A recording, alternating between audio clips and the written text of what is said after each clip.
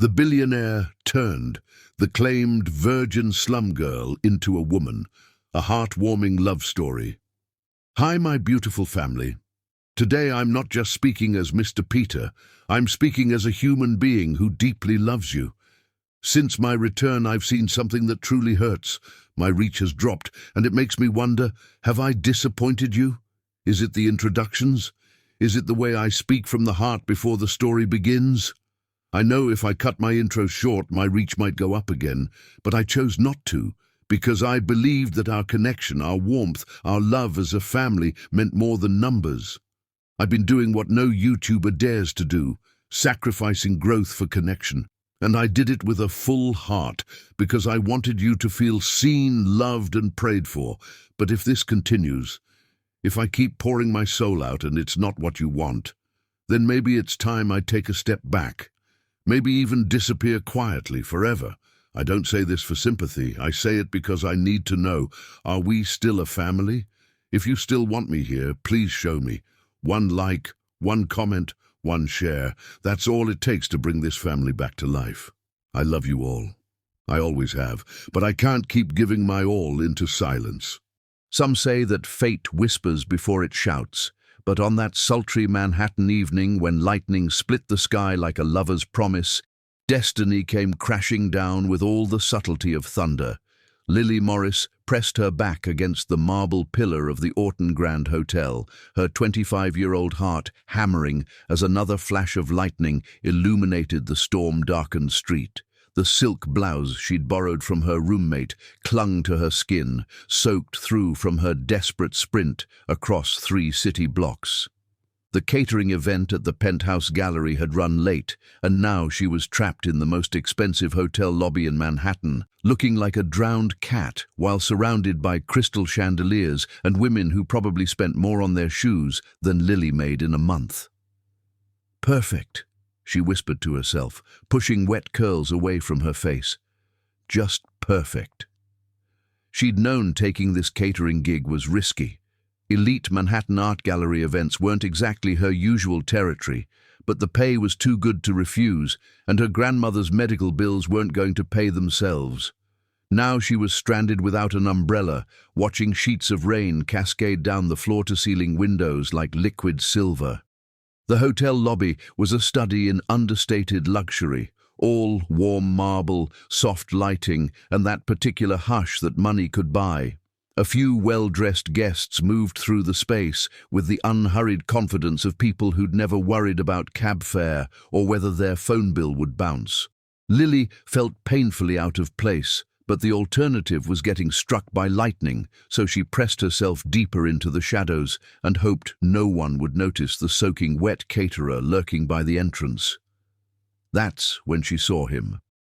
Jared Orton emerged from the private elevator like something out of a dream, or maybe a very dangerous fantasy.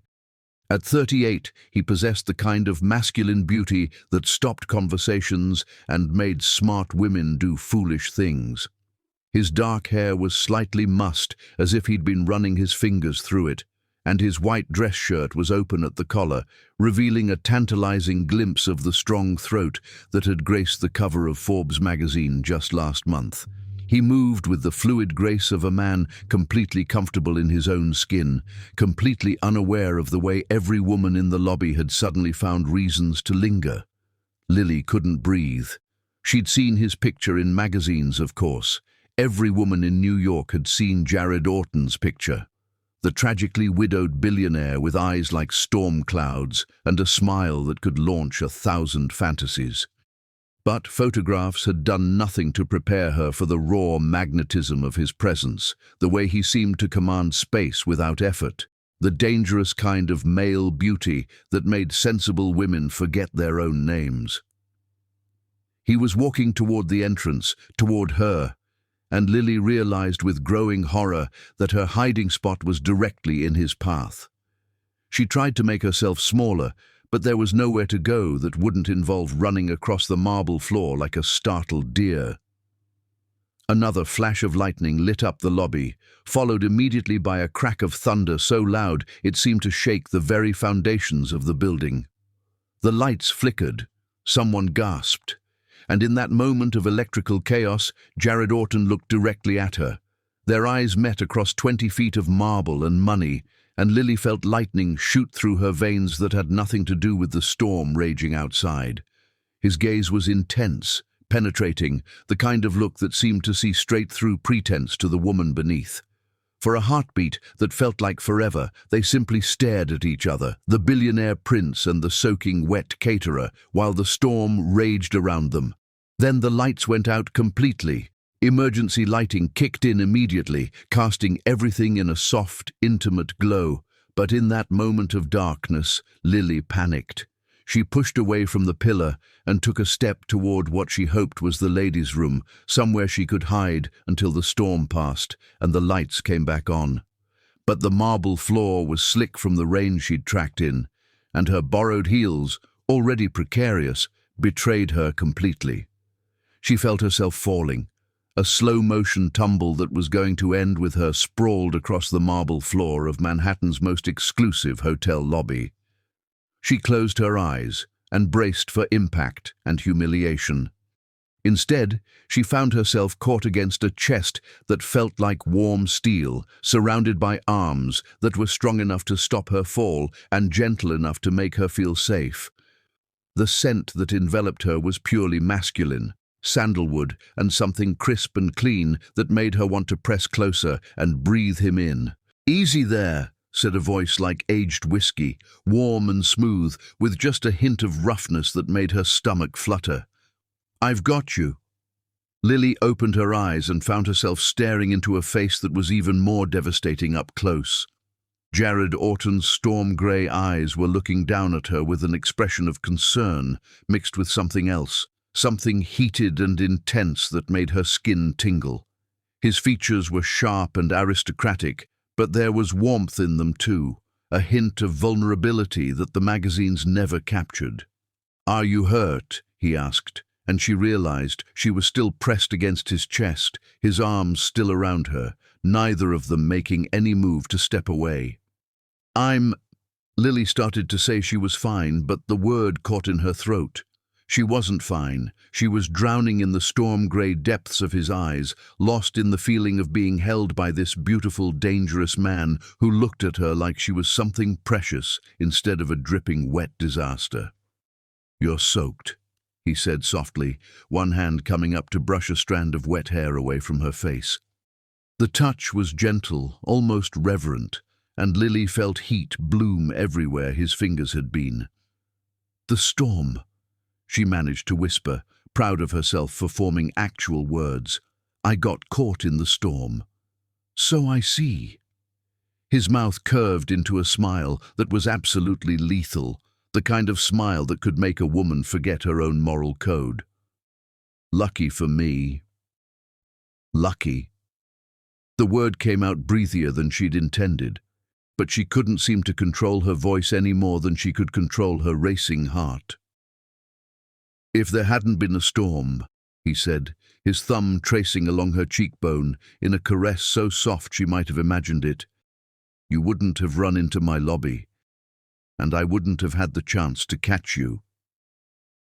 The lights flickered back on, but neither of them moved.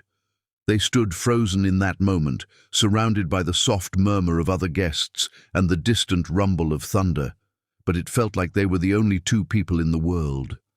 Lily was achingly aware of everywhere their bodies touched, his arms around her waist, her hands pressed against his chest, the way she could feel the steady rhythm of his heartbeat through his shirt. "I should—" she started, but trailed off because she had no idea what she should do. What was the protocol for finding yourself in the arms of a billionaire who looked at you like you were the answer to prayers you hadn't known he was saying? "Should what?" he asked, and there was something almost vulnerable in the question, as if her answer mattered more than it should. "I should get out of your way," she said, though every cell in her body was screaming at her to stay exactly where she was. "I'm just waiting for the storm to pass." "Are you—" His eyes searched her face with an intensity that made her feel exposed in the most delicious way. "Just waiting for the storm to pass?" There was something in his voice, something that suggested he wasn't just talking about the weather. Lily felt heat pool low in her belly, a wanting so sharp it took her breath away. This was insane. She didn't even know this man, had never experienced attraction this immediate and overwhelming, but looking into his eyes, feeling the solid warmth of him against her, she couldn't bring herself to care about sanity. "What else would I be waiting for?" she whispered. "Me," he said simply, and the single word hit her like lightning. "You could be waiting for me." The admission hung between them, raw and honest and completely insane. Lily knew she should laugh it off, should step away from this beautiful, dangerous man and his beautiful, dangerous words. But instead, she found herself leaning closer, drawn by something stronger than common sense. "I don't even know your name," she breathed. "Jared," he said, his voice rough with something that sounded like need. "Jared Orton, and you're the most beautiful woman I've ever seen in my life." Heat flooded through her at the raw honesty in his voice. "I'm Lily," she managed. "Lily Morris, and I think you might be dangerous." His smile was pure sin. "I think you might be right." The storm outside was beginning to quiet, but inside the hotel lobby, inside the circle of Jared's arms, Lily felt like she was standing in the eye of a hurricane. Everything about this moment felt charged with possibility, heavy with the kind of attraction that could change everything. "The storm's passing," she said, though she made no move to step away. "Is it?" Jared's eyes never left her face. "Because I feel like mine is just beginning." And as thunder rolled across Manhattan one more time, Lily Morris realized that her carefully ordered life had just been struck by lightning, in the form of a man who looked at her like she was magic itself. She should run. She should definitely run. Instead, she stayed exactly where she was, caught in the storm of Jared Orton's eyes, and let herself fall. Chapter 2. Forbidden Desires. 3 days after the storm, Jared Orton discovered that a woman could haunt a man's dreams without even knowing his last name. He stood at the floor-to-ceiling windows of his penthouse office, watching the city stretch endlessly below, but all he could see were storm-dark eyes and rain-soaked curls. Lily Morris. Even her name was like music, something lyrical and warm that rolled off his tongue like a prayer. He'd replayed their encounter 1,000 times, remembered every detail, the way she'd felt in his arms, the breathless catch in her voice when she'd said his name, the electricity that had arced between them like a living thing. He was losing his mind. "Sir." His assistant, Sebastian Sterling, appeared in the doorway, immaculate as always in his perfectly tailored suit. Sebastian had been his best friend since Harvard, the only person who could read Jared's moods like a book, and the only one brave enough to call him on his bullshit. "The quarterly reports you requested." Jared didn't turn around. "Sebastian, have you ever met someone who completely altered your understanding of the universe in the span of 5 minutes? There was a pause. "Are we talking about the woman from the hotel lobby? The one you've been brooding about for 3 days straight?" "I don't brood," Jared said automatically. "You're literally staring out the window with the expression of a man contemplating the meaning of life. That's brooding." Sebastian set the reports on the desk and moved to stand beside his friend. "What's really going on here, Jared? You meet beautiful women every day. Hell, Celeste Beaumont has been throwing herself at you for months." At the mention of his late wife's sister, Jared's jaw tightened. Celeste had been relentless in her pursuit since Maria's death 5 years ago, convinced that marrying her would somehow honor Maria's memory. The truth was, Celeste reminded him of everything he'd lost, everything he could never have again. She was beautiful, sophisticated, exactly the kind of woman he was supposed to want. She was nothing like Lily Morris. "This is different," Jared said quietly. "Different how?" "She looked at me like I was just a man," Jared admitted. "Not a portfolio, not a business opportunity, not a way to climb the social ladder, just..." A man. Sebastian's expression softened with understanding. And that terrifies you. Shouldn't it? Jared turned away from the window, running a hand through his dark hair. I buried my heart with Maria. I made peace with that. I built a good life on that foundation. And then this woman, this complete stranger, crashes into my arms and suddenly I'm feeling things I swore I'd never feel again. Maybe that's not such a terrible thing, Sebastian said gently. Maria wouldn't want you to spend the rest of your life alone, Jared. She loved you too much for that. The mention of his late wife sent the familiar pang through Jared's chest, but for the first time in 5 years, it wasn't accompanied by crushing guilt.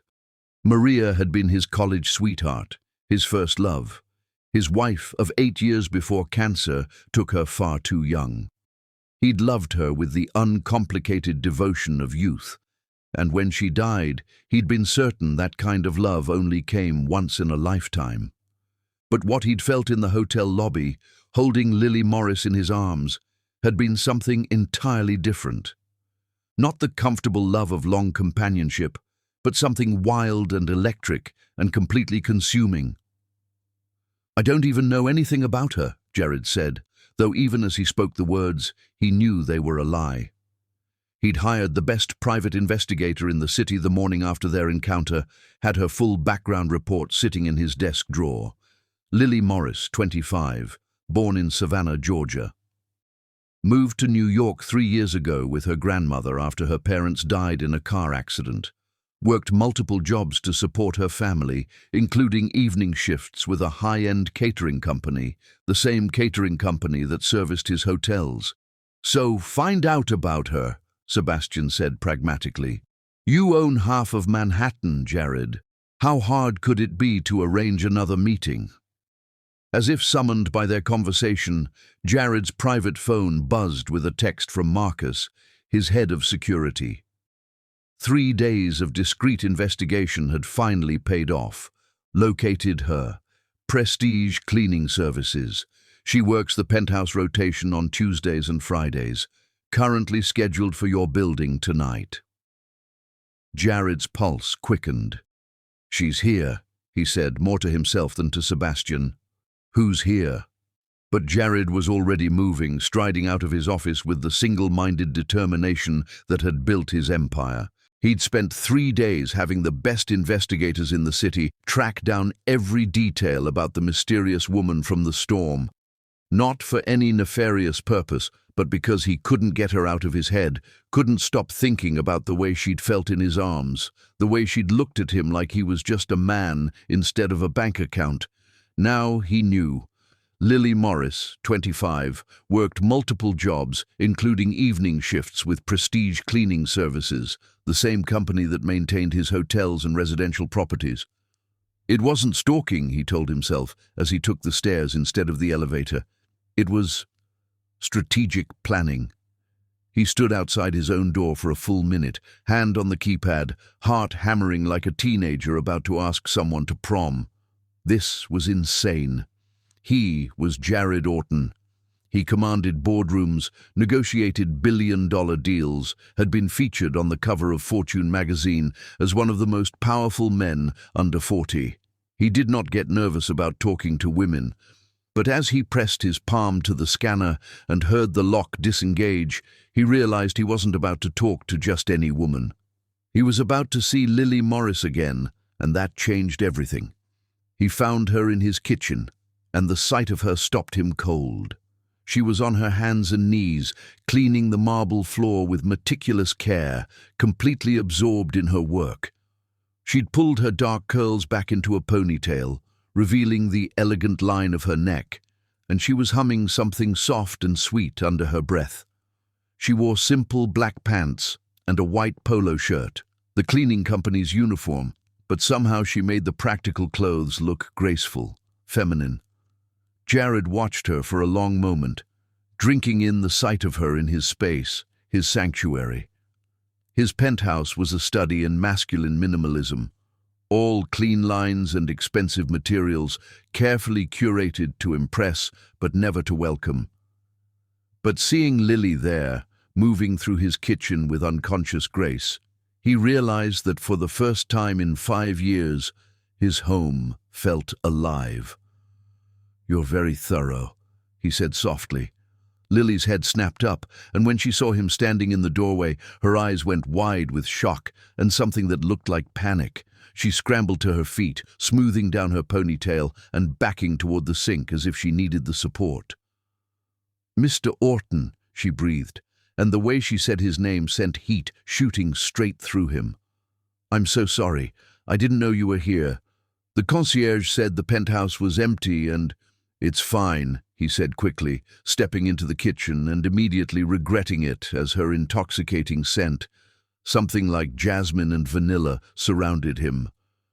"I live here, obviously. I just wasn't expecting— I didn't know you worked for the cleaning company." A flush crept up her neck. "It's my evening job," she said, and he could hear the defensive note in her voice. "I work for Prestige Cleaning Services 3 nights a week. Is that going to be a problem?" "Why would it be a problem?" "Because—" She gestured between them, encompassing the marble countertops, the view of Central Park, the obvious wealth surrounding them. "Because you're you and I'm me, and this is awkward enough without adding employer-employee dynamics to it." Jared moved closer, drawn by something stronger than common sense. "What's awkward about it?" Lily stared at him as if he'd asked why water was wet. "You're asking me what's awkward about the fact that I'm cleaning your kitchen 3 days after you—" She trailed off, color flooding her cheeks. "After I what?" he pressed, though he knew exactly what she was thinking. "After I held you like I never wanted to let you go. After I looked at you like you were the answer to every question I'd never known how to ask. After you caught me," she finished quietly. "Is that what I did?" Jared was close enough now to see the gold flecks in her dark eyes, close enough to catch the subtle tremor in her hands as she gripped the edge of the counter. "Caught you?" "You know what I mean," she whispered. "I know what you said," he replied, his voice dropping to match hers. "But I don't think catching is the right word for what happened between us." The air between them crackled with the same electricity that had coursed through the hotel lobby during the storm. Lily's breathing had quickened, and Jared could see the rapid flutter of her pulse at the base of her throat. He wanted to press his lips there, wanted to taste her skin and feel the evidence of how he affected her. "I should go," she said, but she didn't move away from the counter, didn't break eye contact. "Should you?" he asked, echoing her words from the hotel. "Or should you stay and let me cook dinner for you?" Her eyes widened. "You cook?" "I do a lot of things that might surprise you," he said, moving to the refrigerator and pulling it open. "Are you allergic to anything?" "Mr. Orton—" "Jared," he corrected, and that wasn't really an answer to my question. Lily stared at him as if he'd lost his mind. Maybe he had. Billionaires didn't cook dinner for their cleaning staff. They didn't invite virtual strangers into their private sanctuaries.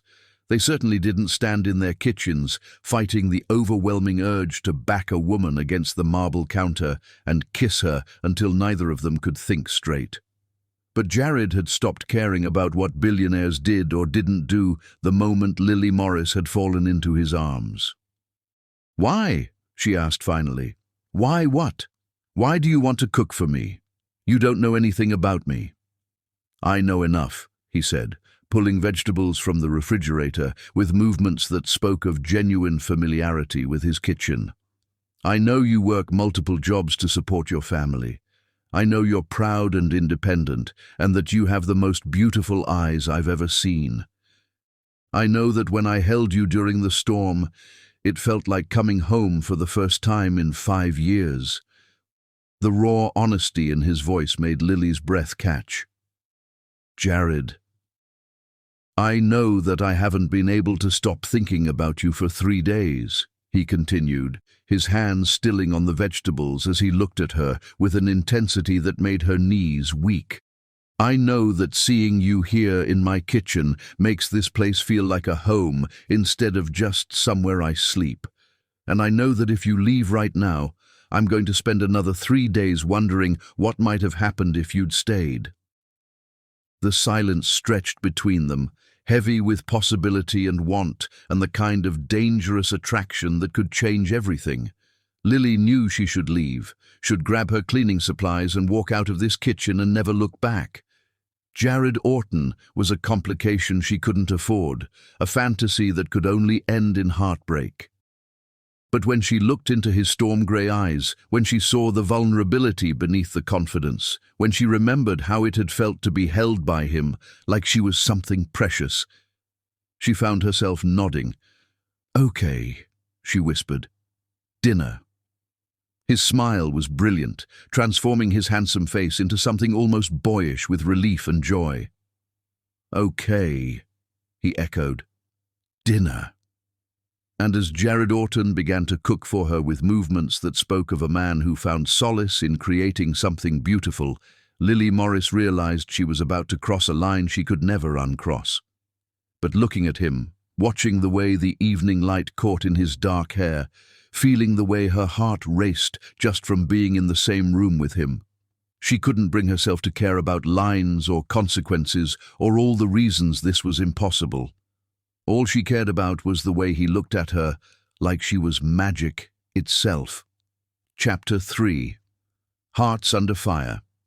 The way a man cooked, Lily discovered, could be more seductive than the most expensive cologne or the smoothest pickup line ever whispered. She sat perched on a bar stool at Jared's kitchen island, watching in fascination as he moved around his state-of-the-art kitchen with the fluid confidence of someone who genuinely loved what he was doing.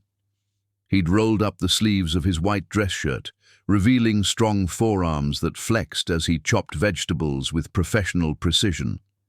His dark hair had fallen forward slightly, and every few minutes he'd push it back with the back of his hand in a gesture so unconsciously sexy that Lily had to grip her wineglass to keep from reaching out to touch him. "You're staring," he said without looking up from the risotto he was stirring, but she could hear the smile in his voice. "I'm observing," she corrected, taking a sip of the wine he'd poured for her, something French and expensive that probably cost more than her rent. "I've never seen anyone cook like that." "Like what?" "Like you actually know what you're doing." She laughed softly. "Most men I know think cooking means heating up leftover pizza." Jared glanced at her, his grey eyes warm with amusement. "Most men you know clearly lack imagination." "And you don't?" "Not when it comes to things that matter," he said, his voice dropping to a tone that made heat pool low in her belly. "Cooking is about creation, about taking simple ingredients and transforming them into something beautiful. It's intimate." The way he said the word intimate made Lily's breath catch. Everything about this evening felt surreal, sitting in a penthouse that belonged in a magazine, watching a billionaire cook dinner for her while the lights of Manhattan twinkled beyond the floor-to-ceiling windows. But more than that, it was the way Jared looked at her, like she was the most fascinating person he'd ever encountered, that made her feel like she was living in someone else's life. "Where did you learn to cook?" she asked, needing to focus on something other than the way his hands moved as he worked. "My grandmother," he said, adding cream to the risotto with movements that spoke of long practice. "She raised me after my parents died in a plane crash when I was 12. Nonna was Italian, came here with nothing but her recipes and her determination to make a better life. She taught me that food is love made tangible." The unexpected vulnerability in his voice made Lily's heart squeeze. "She sounds wonderful." She was. His expression softened with memory. "She used to say that a man who could cook would never be alone, because there would always be someone willing to sit at his table. I think she was trying to prepare me for life, but mostly she just wanted to make sure I could take care of myself." Smart woman. The smartest. He looked at her then, really looked at her, and Lily felt that familiar electric current arc between them. "What about you? Who taught you about love? The question caught her off guard, partly because of how naturally he'd connected food and love, and partly because she couldn't remember the last time someone had asked her something so personal.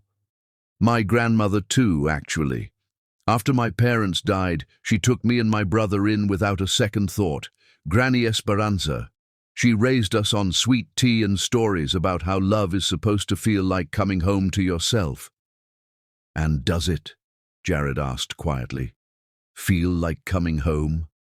Lily met his gaze across the kitchen island, and for a moment the air between them was so charged she could almost taste the tension. I wouldn't know, she admitted. I've never been in love. Something flickered in Jared's silver-flecked eyes. Surprise, maybe, or something deeper. Never? I thought I was once, she said, surprised by her own honesty. But looking back, I think I was more in love with the idea of being in love than with the actual person. Jared turned off the heat under the risotto and moved around the island until he was standing directly in front of her. This close, she could see the flecks of silver in his grey eyes, could smell his cologne mixed with the warm scent of cooking. What happened? He left me for someone with a trust fund and a Hamptons house, Lily said, trying for lightness, but hearing the old hurt creep into her voice anyway. Apparently, love wasn't enough to overcome the fact that I worked 3 jobs and lived in a studio apartment in Queens. Jared's jaw tightened, and something dangerous flashed in his eyes. He was an idiot. Was he? Lily challenged. Or was he just practical? Love doesn't pay the bills, Jared. It doesn't cover medical expenses or keep the lights on. Sometimes being practical is the smart choice. Is that what you think? He moved closer, close enough that she had to tilt her head back to maintain eye contact. That love should be practical. I think love is a luxury some people can't afford, she whispered. But even as she said the words, she could feel herself drowning in the storm-grey depths of his eyes. What if you're wrong? His hand came up to cup her face, his thumb tracing the line of her cheekbone with devastating gentleness. What if love isn't a luxury but a necessity? What if it's the thing that makes all the practical stuff worth doing? Lily's heart was hammering so hard she was sure he could hear it. Jared, I know this is crazy, he said, his voice rough with something that sounded like desperation. I know we barely know each other, and I know you have every reason to think I'm just another rich man who's used to getting what he wants, but I need you to know that what I'm feeling right now has nothing to do with money or power or any of the things that usually define my life. What does it have to do with? She breathed. You, he said simply. Just you. The way you look at me like I'm just a man. The way you make me feel like I'm waking up after years of sleepwalking. The way you fit in my arms like you were made to be there. His words were doing dangerous things to her resolve, making her want to believe in fairy tales and happy endings and all the things she'd learned not to trust. You don't know me, she protested weakly. Then tell me, he said, his thumb still tracing patterns on her skin that were setting her on fire. Tell me who you are, what you want, what makes you laugh, what keeps you up at night. I want to know everything, Lily. I want to know you. The raw honesty in his voice broke something open inside her chest. When was the last time someone had wanted to truly know her, not just what she could do for them or how she could make their life easier? When was the last time someone had looked at her like she was worth discovering? I want to own my own catering business, she found herself saying. Something small and personal, where I can create beautiful food for people's most important moments. I want to make enough money that my grandmother doesn't have to choose between her medications and her groceries. I want to fall asleep someday without worrying about whether my bank account will cover tomorrow's expenses. What else? He prompted softly. I want to travel, she continued, surprising herself with how easily the words came. I want to see the places my parents used to tell me about before they died. I want to taste real gelato in Italy and watch the sunrise over the pyramids and dance in the streets of Barcelona until my feet hurt. And love? Jared asked. What do you want love to feel like? Lily looked into his eyes, and the answer came from somewhere so deep she hadn't even known it existed. Like lightning, she whispered. Bright and dangerous and impossible to ignore. Like something that changes you forever, even if it destroys you in the process. Jared's eyes darkened, and his hand tightened on her face. Lily. The risotto's going to burn, she said desperately, needing to break the spell before she did something irreversible. I don't care about the risotto, he said, his voice rough with want. You should. You worked hard on it. I can make more risotto, he said, stepping even closer until she could feel the heat radiating from his body. I can't recreate this moment. He was right, and they both knew it. There was something happening between them that felt bigger than logic, stronger than all the reasons it shouldn't work. Lily could feel herself teetering on the edge of something that would change everything, and for the first time in her life she wanted to fall. This is insane, she breathed. Completely, he agreed, but he didn't step back. You're a billionaire. I clean offices for a living. You're the most beautiful woman I've ever seen, and I'm just a man who's been alone for too long. Jared! His name came out like a prayer, and she saw something flare in his eyes at the sound. Say it again, he commanded softly. What? My name. Say my name like that again. Jared, she whispered, and this time she did it deliberately, putting all her growing feelings into the single word. He groaned, a sound of pure male need that sent heat shooting through every nerve ending. Do you have any idea what you do to me? Before she could answer, his phone rang, the sharp sound cutting through the charged atmosphere like a blade. Jared ignored it, but it rang again and again, until finally he stepped back with a curse. I'm sorry, he said, pulling his phone from his pocket and glancing at the screen. His expression darkened. I have to take this. Lily watched as he answered the call, his voice immediately shifting into the crisp, authoritative tone of a man used to handling crises. She couldn't hear the other side of the conversation, but she could see the tension in his shoulders, the way his free hand raked through his hair. When? He was saying. How bad? No, don't call the police yet. I'll handle it. He hung up and turned back to her, and Lily could see the exact moment when the billionaire mask slipped back into place, when the man who'd been cooking dinner for her and asking about her dreams transformed back into Jared Orton, hotel magnate and master of the universe. I'm sorry, he said, and she could hear the genuine regret in his voice. There's a situation at one of my hotels. I have to go. Of course, Lily said, sliding off the bar stool and immediately missing the warmth of his proximity. I should go anyway. This was probably a mistake. No, Jared said sharply, catching her hand as she moved toward her cleaning supplies. This wasn't a mistake, Lily. This was the first real thing I've felt in 5 years. The raw honesty in his voice made her chest tight. Jared, have dinner with me, he said, his fingers tightening on hers. A real dinner, not just something I cook in my kitchen while you're supposed to be working. Let me take you somewhere beautiful and spend an entire evening learning everything about you. Lily stared at him, seeing the vulnerability beneath the confidence, the man beneath the billionaire. Every rational part of her knew she should say no, should walk away from this beautiful, dangerous man before she fell so hard she couldn't find her way back up. But looking into his storm-grey eyes, feeling the way her heart raced just from his touch, she realized it was already too late for rational thinking. Okay, she heard herself say. One dinner.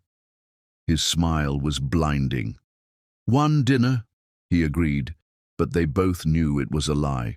One dinner, would never be enough for what was building between them. One dinner was just the beginning. As Lily gathered her things and headed for the door, she could feel Jared's eyes on her, could feel the weight of possibility and promise in the air between them. She was walking into something that could destroy her carefully ordered life, something that went against every lesson she'd learned about protecting her heart.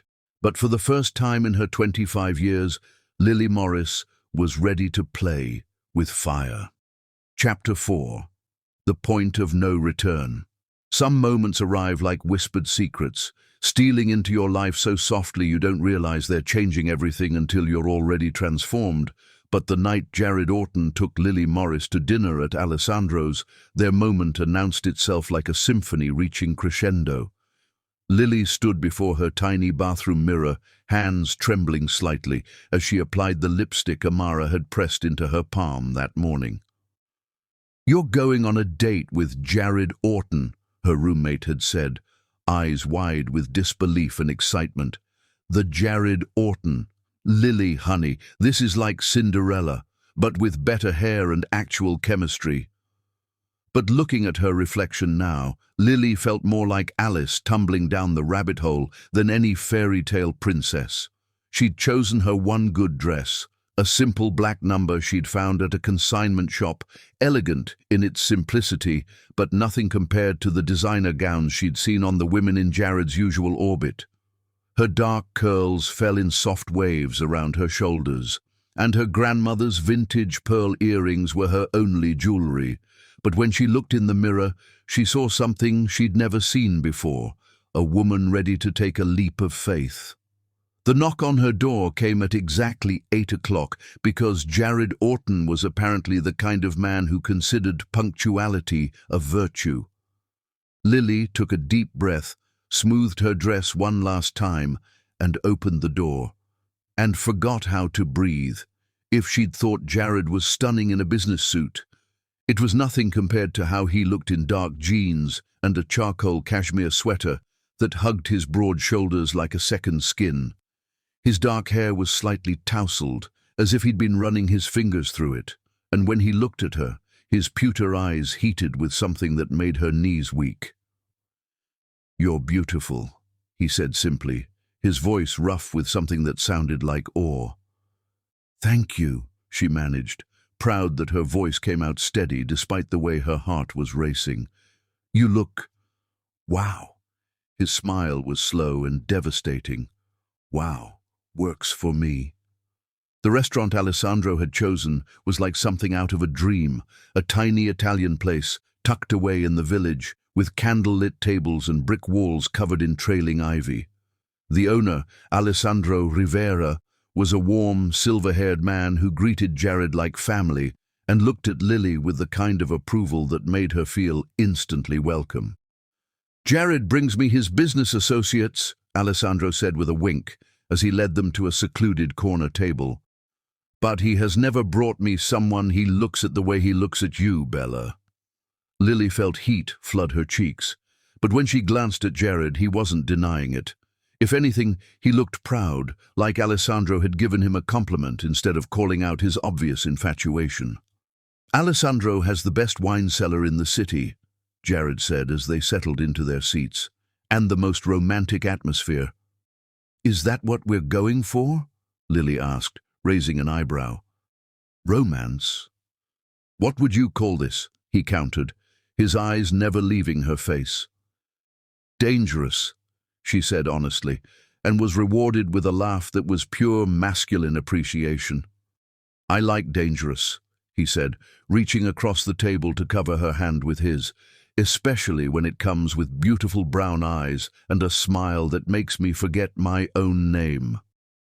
The wine Alessandro brought was perfect.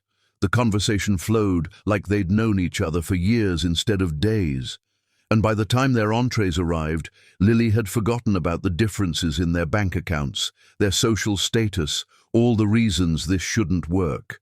All she could focus on was the way Jared looked at her, like she was the most fascinating person in the world. The way he listened to her stories about growing up in Savannah like they were the most important things he'd ever heard. "Tell me about your wife," she said suddenly, surprising herself with the boldness of the question. Jared's hand stilled on his wineglass, and for a moment Lily thought she'd crossed a line. But then he nodded, his expression growing soft with memory. "Maria," he said quietly. "I met her in college. She was studying art history, wanted to work in museums. She was gentle, kind, the sort of person who made everyone around her feel loved." "You must have loved her very much," Lily said, and realized she meant it. There was no jealousy in her voice, just genuine compassion for the pain she could see in his eyes. "I did," he agreed, "but it was a different kind of love than what I'm feeling now." Lily's breath caught. "What do you mean?" "Loving Maria was like a warm fire," he said, his thumb tracing circles on the back of her hand. "Comfortable, steady, the kind of thing you could rely on to always be there. What I feel when I look at you." He paused, searching for words. "It's like lightning, Lily, bright and dangerous and completely unpredictable." The echo of her own words from the night before hung between them, and Lily felt something shift in her chest, a door opening that she'd kept locked for years. "That scares you," she observed. "Terrifies me," he admitted. "Maria's death nearly destroyed me. I spent 5 years building walls around my heart, convincing myself that I was fine alone, and then you crashed into my life and made me realize that I haven't been living at all. I've just been existing." The raw honesty in his voice made her chest tight. "Jared, I know this is crazy," he said, leaning forward, his eyes intense. "I know we barely know each other, and I know I'm probably the worst possible choice for a woman who's been hurt by a wealthy man before. But I need you to know that when I look at you, I don't see someone I can buy or impress or add to my collection. I see the woman who's going to change my life." Lily stared at him across the candlelit table, seeing the vulnerability beneath the confidence, the man beneath the billionaire. "How can you be so sure?" "Because you already have," he said simply. 3 days ago I was sleepwalking through my life. Tonight I feel like I'm finally awake." The waiter came to clear their plates, but neither of them noticed.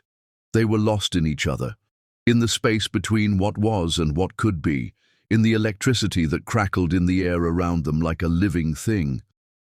"Would you like to see the terrace?" Jared asked finally, his voice rough with something that made heat pool low in her belly. Lily nodded, not trusting her voice. She followed him through the restaurant and up a narrow staircase to a rooftop garden that overlooked the twinkling lights of the city. Fairy lights were strung between the trees, and the air was warm with the promise of summer. It was the most romantic setting she'd ever seen, and when Jared turned to face her, the look in his eyes made her forget everything except the way her heart was racing. "Lily," he said, and her name on his lips sounded like a prayer. "Yes," she whispered. "I'm going to kiss you now," he said, his hands coming up to frame her face. "And I need you to know that once I do, there's no going back for me. You'll be in my blood, in my dreams, in every breath I take." "Jared," she breathed, but whatever she'd been about to say was lost as his lips covered hers. The kiss was everything she'd imagined, and nothing she could have prepared for. It started soft, almost reverent, but the moment she responded, the moment her lips parted under his and her hands fisted in his sweater, something ignited between them that felt like pure fire. His mouth moved over hers with a hunger that matched her own, and she could taste wine and want and the promise of everything she'd ever dreamed of but never dared to reach for. When his tongue swept against hers, she moaned into his mouth, and the sound seemed to drive him wild. "God, Lily!" he groaned against her lips, backing her against the brick wall of the building. "Do you have any idea what you do to me?" "Show me," she whispered, and saw something fierce and possessive flare in his eyes. His mouth claimed hers again, harder this time, more demanding, and she met him kiss for kiss, touch for touch, need for need. His hands were in her hair, on her face, tracing the curve of her waist, and everywhere he touched felt like fire. She could feel the hard length of him pressed against her, could feel how much he wanted her, and the knowledge that she could affect him this way was intoxicating. "We should go," he said roughly, but he made no move to step away. "Where?" she asked, though she already knew the answer. "My place," he said, his eyes searching her face. "But only if you want to, Lily. Only if you're sure." She looked into his storm-grey eyes, saw the want and the vulnerability and the man who'd been alone for too long, and realized she'd never been more sure of anything in her life. "I want to," she said simply. The ride back to his penthouse was a study in restraint. They sat in the back of his car, hands clasped, stealing glances at each other like teenagers sneaking kisses behind the bleachers. But there was nothing teenage about the heat that radiated between them. Nothing innocent about the way Jared's thumb traced circles on her palm or the way Lily's breath caught every time he looked at her. His penthouse looked different in the evening light, softer, more intimate, like a sanctuary instead of a showpiece. He led her to the living room, where floor-to-ceiling windows offered a breathtaking view of the city lights, but all Lily could see was the man standing before her, looking at her like she was something precious and rare. "Are you sure?" he asked one more time, and she could hear the barely controlled need in his voice. Instead of answering with words, she reached up and kissed him, putting all her feelings into the contact of lips and tongue and breath. He responded immediately, his arms coming around her like he never wanted to let her go, and she realized that this moment, this man, this feeling, was what she'd been waiting for her entire life. When he lifted her in his arms and carried her to his bedroom, she felt like she was floating. When he laid her gently on his bed and looked down at her with eyes that burned with love and want and reverence, she felt like the most beautiful woman who'd ever lived. And when he made love to her with a tenderness that brought tears to her eyes and a passion that set her soul on fire, she realized that everything she'd thought she knew about herself, about love, about what was possible, had been just a pale shadow of the truth. Afterward, as they lay tangled together in the moonlight streaming through his windows, Jared traced lazy patterns on her bare shoulder and whispered words of love and promises of forever that she wanted desperately to believe. "This changes everything," he said softly, pressing a kiss to her temple. "I know," she whispered back, and realized that for the first time in her life, she wasn't afraid of change. She was afraid of losing this, losing him, losing the way he made her feel like she could conquer the world as long as he was beside her. But that fear was for tomorrow. Tonight, she was exactly where she belonged, in the arms of the man who'd caught her when she fell and had been holding her ever since. Chapter 5. Love in the Spotlight. Love, Lily discovered, had a way of making even the most impossible dreams feel like destiny, until the moment the outside world decided to remind you exactly why some dreams were meant to stay impossible. She woke up in Jared's arms on what felt like the most perfect morning of her life, sunlight streaming through the floor-to-ceiling windows of his penthouse bedroom like a golden benediction. He was still sleeping, his dark hair tousled against the pillow, his strong features relaxed in a way they never were during his waking hours. In sleep, he looked younger, less like the formidable billionaire who commanded boardrooms, and more like the man who'd held her tenderly through the night, whispering promises against her skin that made her believe in forever. "You're staring," he murmured without opening his eyes, a smile playing at the corners of his mouth. "I'm admiring," she corrected, tracing lazy patterns on his chest. "There's a difference." He hummed, his arms tightening around her. "And what exactly are you admiring?" "The way you look when you're not trying to intimidate half of Manhattan," she said, pressing a soft kiss to his collarbone. "The way you sleep, like you trust the world not to hurt you while you're vulnerable." His eyes opened then, slate blue and intense as they focused on her face. "I trust you not to hurt me," he said quietly. "That's different." The simple honesty in his voice made her chest tight with emotion. 3 days. They'd been together for 3 days, and already she couldn't imagine her life without him in it. He'd rearranged his schedule to spend time with her, had dinner sent up to his penthouse every evening so they could eat together after her cleaning shifts, made love to her like she was something precious and rare. It was perfect. Too perfect. "I have to go," she said reluctantly, glancing at the clock on his nightstand. "I'm covering a shift at the coffee shop this morning, and then I have that catering gig tonight." Jared's expression darkened slightly. "Cancel it." "The catering gig?" Lily raised an eyebrow. "I can't just cancel, Jared. People are depending on me." "I'm depending on you too," he said, his hand sliding up to cup her face. "Stay with me today. Let me take you somewhere beautiful, show you how the other half lives." "I am the other half," she reminded him gently. "I can't just abandon my responsibilities because we're whatever this is."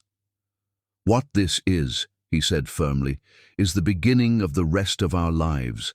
And I want to show you off, Lily. I want the whole world to know that you're mine." The possessiveness in his voice should have annoyed her, but instead it sent heat shooting through her veins. The way Jared looked at her, touched her, claimed her, it made her feel like the most desirable woman alive. But underneath the heady rush of being wanted so intensely, a small voice of caution whispered warnings she wasn't ready to hear. "The whole world?" she asked carefully. "Well, maybe we'll start with just the philanthropic elite of Manhattan," he said with a grin that was equal parts boyish charm and devastating sensuality. "There's a charity masquerade ball tonight. Very exclusive, very glamorous. I want you there with me." Lily's heart skipped. "Jared, I can't. I don't have anything appropriate to wear to something like that, and I've never—" "I'll take care of everything," he said, silencing her protests with a kiss that made her forget her own name. "Dress, shoes, jewelry, whatever you need. I want to dance with you under crystal chandeliers and show everyone in the room that I'm the luckiest man alive." The romantic picture he painted was tempting, but the practical part of her, the part that had learned to be cautious about gifts from wealthy men, was sending up red flags. "I can't let you buy me clothes, Jared. That's too much." "It's not enough," he said fiercely. "Nothing could be enough for what you've given me." Before she could argue further, his phone rang, the same sharp, insistent sound that had interrupted their dinner that first night. Jared ignored it, but when it rang again, he sighed and reached for it. "What?" he answered curtly, and Lily could see the exact moment when he shifted from lover to billionaire. "When? How did they—" "No, don't comment. I'll handle it." He hung up and ran a hand through his hair, his expression grim. "What's wrong?" Lily asked, sitting up and pulling the sheet around herself. "Nothing for you to worry about," he said, but she could see the tension in his shoulders, the way his jaw had tightened. "Jared." He looked at her then, and she saw something in his eyes that made her stomach clench with unease. "Someone took pictures," he said finally, "of us, at the restaurant the other night." Lily felt the blood drain from her face. "Pictures? They're calling you my mystery woman," he said, reaching for his phone and showing her the screen. "Look, it's not that bad." But Lily was staring at the gossip blog headline with growing horror. "Billionaire bachelor Jared Orton spotted with mystery brunette, new love or another fling." The photos were grainy but clear enough. Jared's hands in her hair as he kissed her on the restaurant terrace, the two of them gazing at each other over dinner with obvious intimacy. She looked beautiful in the pictures, radiant with happiness, but all she could think about was her grandmother seeing these, her co-workers, everyone she knew discovering that she was involved with one of the most powerful men in the city. "This is bad," she whispered. "It's just gossip," Jared said firmly. "It'll blow over in a few days. These people always move on to the next story." But even as he said it, his phone was ringing again and again. And when he finally answered, Lily could hear the sharp feminine voice on the other end, even from across the room. "Jared, darling, what is this nonsense I'm reading online? Who is this woman, and why are you making such a spectacle of yourself?" Jared's expression went carefully blank. "Hello, Celeste." Celeste. Even though Lily had never met Jared's former sister-in-law, she'd heard enough to know that Celeste Beaumont was everything Lily wasn't. Old money, perfectly polished, the kind of woman who belonged in Jared's world. "Don't hello Celeste me," the voice continued, sharp with displeasure. "The Worthington charity ball is tonight, and I've already told everyone I'm attending as your guest. You cannot possibly be planning to bring some random woman instead of me." Lily watched Jared's face carefully, saw the exact moment when he made his decision. His jaw set, his eyes hardened, and when he spoke, his voice carried all the authority of a man who owned half of Manhattan. "Celeste, I'm going to say this once, and I want you to listen carefully. I will be attending tonight's ball with Lily Morris, the woman I'm in love with.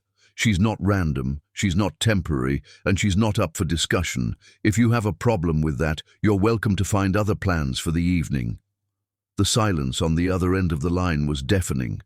Then, "You can't be serious. Jared, think about what you're doing. Think about Maria. She would want you to be with someone suitable, someone who understands your world." "Maria would want me to be happy," Jared said quietly, but there was steel underneath the calm. "And Lily makes me happier than I've been in 5 years. He hung up without waiting for a response, but Lily could see the tension radiating through his body. When he turned back to her, his expression was apologetic but determined. "I'm sorry you had to hear that," he said. "Celeste has trouble accepting that the world doesn't revolve around her wishes." "She's not wrong, though," Lily said quietly. "I don't understand your world, Jared. I don't belong at charity balls with Manhattan's elite. I'll embarrass you." "Never," he said fiercely, crossing to the bed and taking her hands in his. "You could never embarrass me, Lily. You're brilliant and beautiful and everything I never knew I was looking for." "But I'm not suitable," she said, echoing Celeste's words. "I work 3 jobs, Jared. I shop at thrift stores and eat ramen for dinner more nights than I care to admit. These people are going to take one look at me and know I don't belong. Then we'll show them that belonging isn't about money or bloodlines," he said, his thumbs tracing circles on her hands. "We'll show them that love matters more than any of that superficial bullshit." His conviction was intoxicating, but Lily had learned the hard way that love didn't always conquer all. Still, looking into his storm-grey eyes, seeing the determination and devotion there, she found herself nodding. "Okay," she whispered. "One charity ball." His smile was brilliant. "One charity ball," he agreed, though they both knew it was about so much more than that. 6 hours later, Lily stood in front of her bathroom mirror, wearing a dress that cost more than her rent and feeling like she was about to walk into battle. The personal shopper Jared had sent, an elegant woman named Isabella Romano, had transformed her into someone she barely recognized. The midnight blue gown hugged her curves perfectly, the jewelry sparkled like stars against her dark skin, and her hair had been swept into an elegant updo that made her look sophisticated and worldly. She looked beautiful, she looked expensive, she looked like she belonged in Jared's world, but underneath all the silk and diamonds, she was still just Lily Morris from Savannah, and she had a sinking feeling that everyone at the ball would see right through the designer facade. "You look incredible," Amara breathed from the doorway, "like a princess. No, like a queen." I look like I'm playing dress-up, Lily said, adjusting the diamond necklace that probably cost more than her car.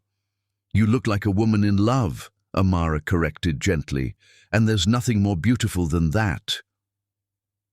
The limousine, because of course Jared had sent a limousine, arrived precisely on time, and when Lily stepped inside, she found him waiting for her in a tuxedo that made her forget how to breathe. He looked like he'd stepped off the cover of a magazine, all sharp lines and masculine elegance, but when he saw her, his expression went soft, with something that looked like worship. "You're stunning," he said simply, and the raw honesty in his voice made her believe it. The Worthington Charity Ball was being held at the Metropolitan Museum, and as their car pulled up to the red carpet entrance, Lily felt her stomach clench with nerves. Photographers lined the steps, flashbulbs popping like strobe lights, and she could see the carefully orchestrated chaos of Manhattan high society in all its glory. "I can't do this," she said suddenly, her hand gripping Jared's arm. "Yes, you can," he said firmly, covering her hand with his. "Just remember, you're not here as my charity case or my temporary distraction. You're here as the woman I love, the woman who's changed my entire life. Hold your head high and let them see what I see when I look at you." The moment they stepped out of the car, the cameras went wild. Lily heard people calling Jared's name, saw the flash of photographers capturing every moment, felt the weight of hundreds of eyes assessing her, judging her, finding her wanting. But Jared's hand was warm and steady on her back, and when she looked at him, he was looking at her like she was the only person in the world who mattered. "Mr. Orton, who's your date?" someone called out. "Lily Morris," Jared said clearly, his voice carrying across the chaos. "The most beautiful woman in New York." Inside the museum, the party was everything Lily had imagined and more. Crystal chandeliers cast sparkling light over elegantly dressed guests who moved through the galleries with the kind of casual confidence that came from never having to worry about money. The women wore gowns that cost more than most people's annual salaries, and the men commanded space with the easy authority of people who owned the world. And they were all staring at her. "Jared, darling," a voice called out, and Lily turned to see a woman approaching them with predatory grace. She was beautiful in the way that money could buy. Perfectly sculpted features, platinum blonde hair swept into an intricate chignon, wearing a white gown that probably cost more than Lily's car. Everything about her screamed old money and social position. Celeste Beaumont. It had to be. "Celeste," Jared said coolly, his arm tightening protectively around Lily's waist. "And you must be the mysterious Lily," Celeste said, her smile sharp as a blade as she looked Lily up and down with obvious assessment. "How charming. I love what you've done with yourself. Very pretty woman." The insult was delivered with such perfect society sweetness that for a moment Lily almost missed it. Almost. But the reference to the movie about a prostitute was unmistakable, and she felt heat flood her cheeks. "Celeste." Jared's voice was dangerous, a warning that made several nearby guests turn to look. "Oh, don't be so sensitive, darling," Celeste said with a laugh like breaking glass.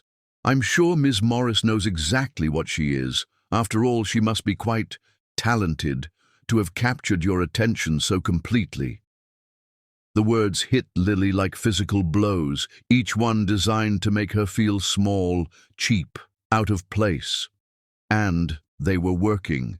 She could feel the curious stares of the other guests, could hear the whispered conversations that stopped when she walked by, could see the way some of the women looked at her like she was an interesting species of insect.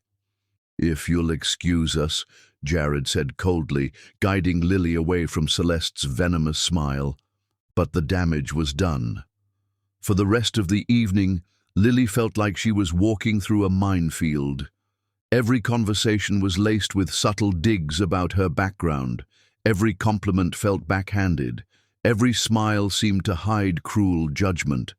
When Jared introduced her to people, she could see them trying to place her, to figure out which family she belonged to, which social circle had produced her.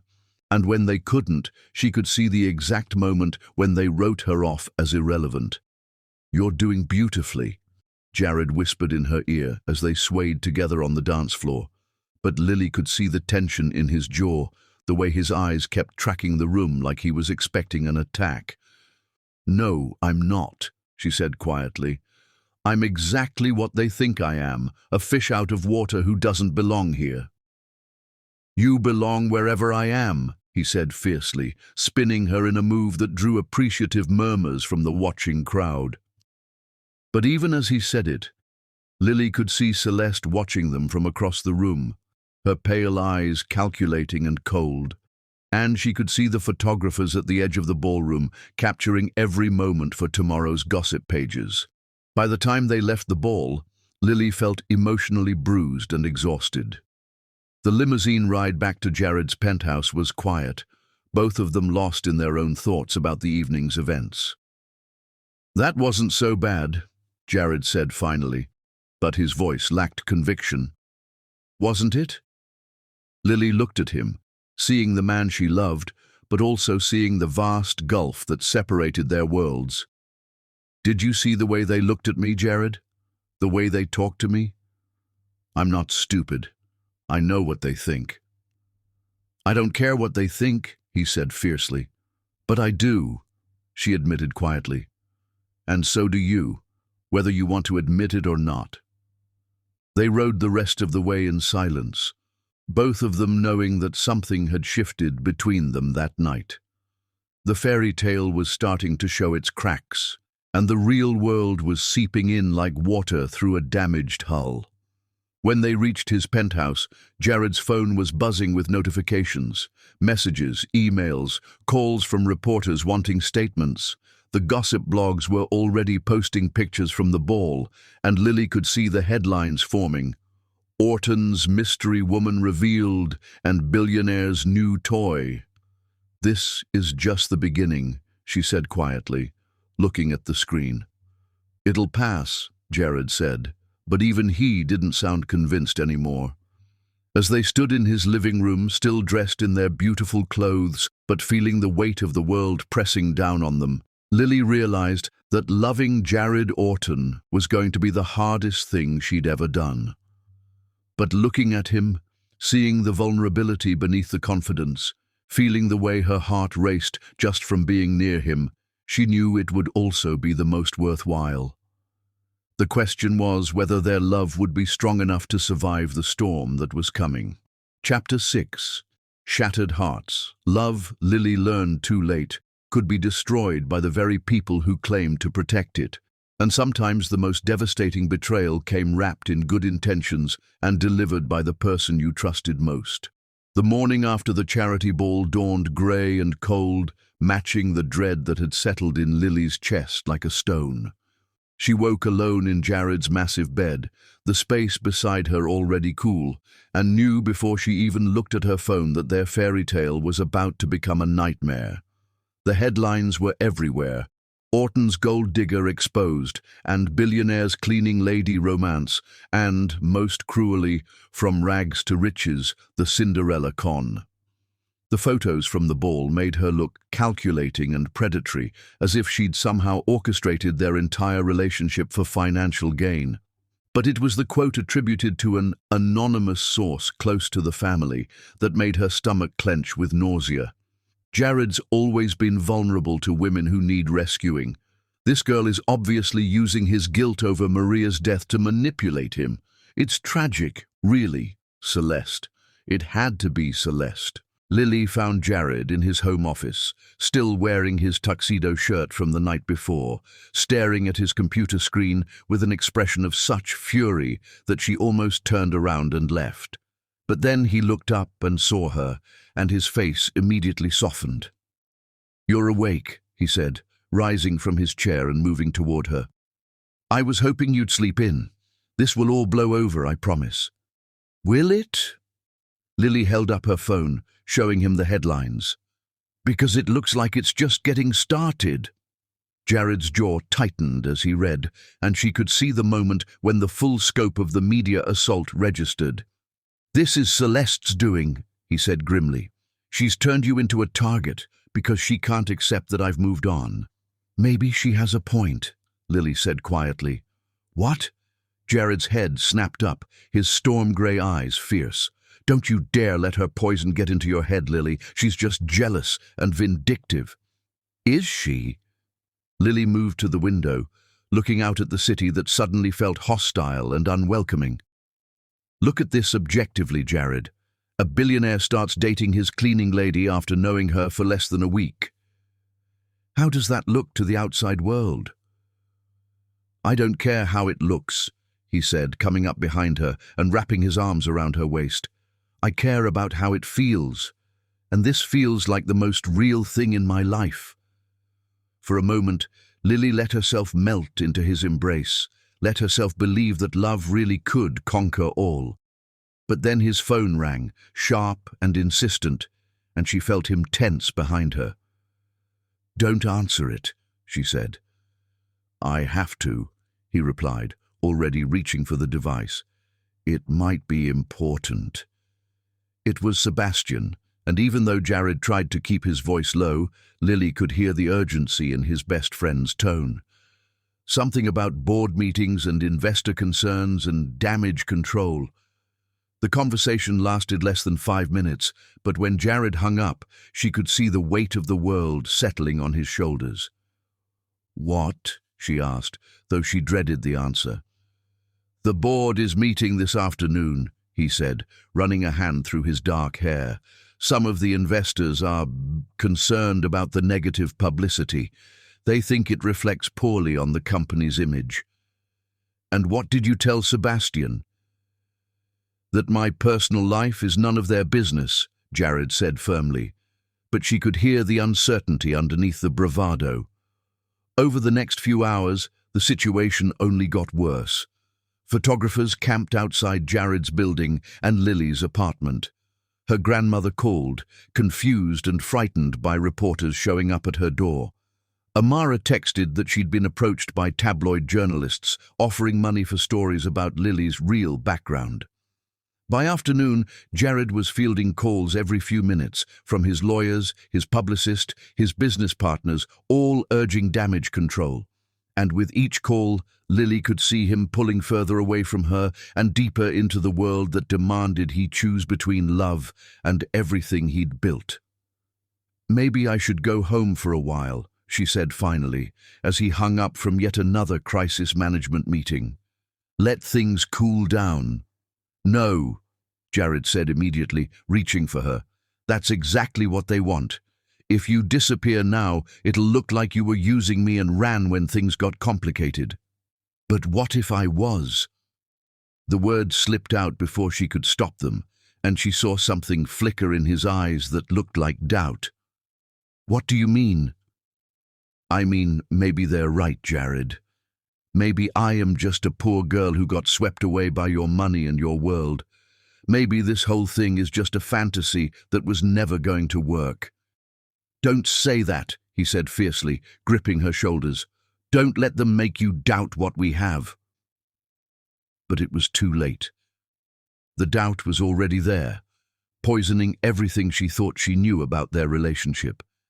Had she fallen in love with Jared the man, or with the security and luxury he represented? Was she really any different from the gold diggers the media was painting her as? The final blow came that evening when Jared's phone rang and she saw Maria's parents' names on the screen. She watched his face as he answered, saw the way his expression went carefully blank as they spoke. The conversation was short, but when he hung up, she could see that something fundamental had changed. What did they say? She asked, though she wasn't sure she wanted to know. They're concerned, he said carefully, about Maria's memory being tarnished by association with scandal. They think it would be best if I took some time to reconsider my choices. And what do you think? Lily asked, her heart already breaking because she could see the answer in his eyes. I think... Jared stopped, ran his hands through his hair, paced to the window and back. I think maybe everyone's right. Maybe I moved too fast, got too caught up in feelings I wasn't ready for. Maybe I put you in an impossible position. Each word hit her like a physical blow, but she forced herself to stand straight, to keep her voice steady. "What are you saying, Jared?" "I'm saying maybe we need to step back, take some time apart while things calm down. Let the media find a new story to obsess over." "Step back," she repeated numbly. "For how long?" "I don't know," he admitted, and the uncertainty in his voice was worse than outright rejection would have been. "A few weeks? A month? However long it takes for this to blow over." Lily stared at him, seeing the man she'd fallen in love with disappearing before her eyes, replaced by the cold, calculating billionaire who made decisions based on public perception and business concerns rather than matters of the heart. "I see," she said quietly. "So when things get difficult, when your world pushes back against our relationship, you want to hide me away until it's convenient to love me again." "That's not what I'm saying." "That's exactly what you're saying," she interrupted, surprised by the steadiness of her own voice. "You're saying that I'm not worth fighting for, that your reputation and your business and your dead wife's memory are all more important than what we have together." "Lily, please," he said, reaching for her. But she stepped back. "No," she said firmly. "Don't touch me. Don't make this harder than it already is." She could see the pain in his eyes, could see that this was tearing him apart too, but it didn't matter. He was choosing to let her go, choosing to prioritize everything else over their love, and that choice revealed everything she needed to know about where she really stood in his life. "I need you to know," she said, gathering what was left of her dignity around her like armor, "that what we had was real, at least for me.